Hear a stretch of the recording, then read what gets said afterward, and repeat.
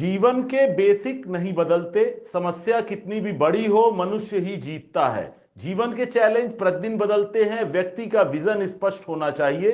प्रशासनिक पद पर काम करते हुए सदैव सकारात्मक होना चाहिए। प्रतियोगी परीक्षाओं की तैयारी करते समय आवश्यक रूप से सस्वर साहित्य पढ़ना चाहिए, इससे एकाग्रता बढ़ती है। वर्तमान में रश्मि रथी व रामचरितमानस के रूप में हमारे पास उत्कृष्ट साहित्य विद्यमान है। उक्त वक्तव्य जन अभियान परिषद द्वारा आयोजित विवेकानंद जयंती पखवाड़ा कार्यक्रम में कलेक्टर रीवा मनोज पुष्प ने सिविल सर्विसेज व प्रतियोगी परीक्षाओं की तैयारी कर रहे युवाओं के साथ संवाद कार्यक्रम में मॉडल साइंस कॉलेज रीवा में व्यक्त किए। कलेक्टर ने इस दौरान कई युवाओं के द्वारा किए गए सीधे प्रश्नों का तथ्यात्मक व अनुभव आधारित जवाब दिया।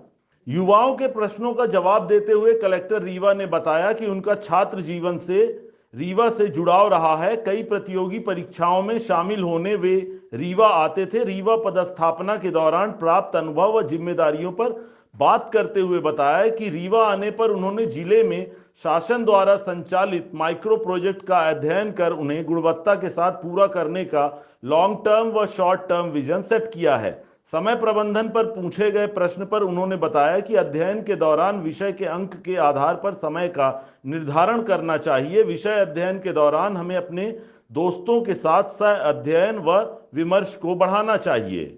जिस दौर में हम लोग पढ़ाई कर रहे थे, ये तब की बात है जैसे क्रिकेट में ऑप्शन नहीं थे, रणजी ट्रॉफी खेला और 12-13 लोग टेस्ट तक पहुंचे, बात खत्म हो गई। अगर हम आज कहें कि हम राष्ट्र सेवा के लिए, समाज सेवा के लिए और इसके लिए आए, तो वो पूरा सच नहीं है।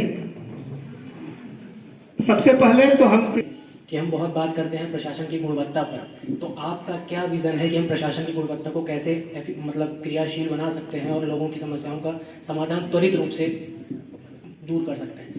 मेरा नाम पुनीत कुमार शुक्ला है। मैं गवर्नमेंट मॉडल साइंस कॉलेज के फिजिक्स डिपार्टमेंट का छात्र हूँ। सर से मेरा यह प्रश्न है कि सर आपके जीवन में इतने व्यस्त कार्यक्रम रहते हैं, तो आप उस चीज़ों को प्रायोरिटाइज कैसे करते हैं, उसे समय का प्रबंधन कैसे कर पाते हैं?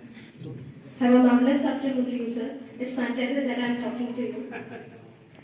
Sir, मेरा क्वेश्चन है, what were the driving factors behind opting for you as a civil servant? हम कर रहे थे तो मोहल्लों में ऐसी चर्चा चलती थी, वो फादर भी चौक में थे तो वो भी जा रहे थे, तो एक ड्राइविंग फोर्स था। उसके बाद फिर बड़े होने पर ये सारे आयाम सामने आए और हो गया सर, बाकी सब लगवा देंगे।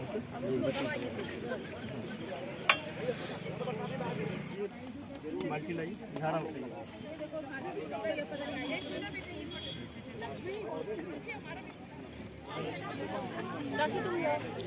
भैया आप इधर